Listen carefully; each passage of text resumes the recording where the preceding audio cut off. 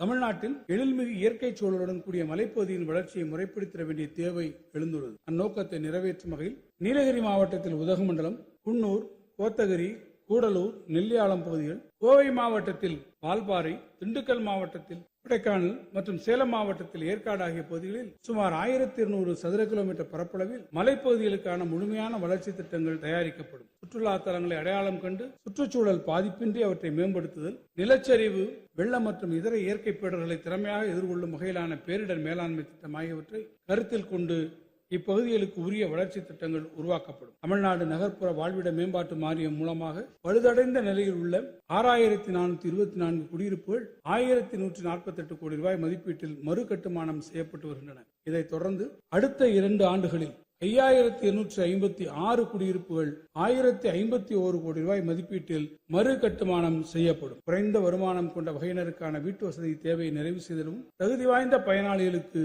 புதிய குடியிருப்புகளை ஏற்படுத்திடவும் உதவிடும் வகையில் தொகுப்பு நிதியம் ஒன்று உருவாக்கப்படும்.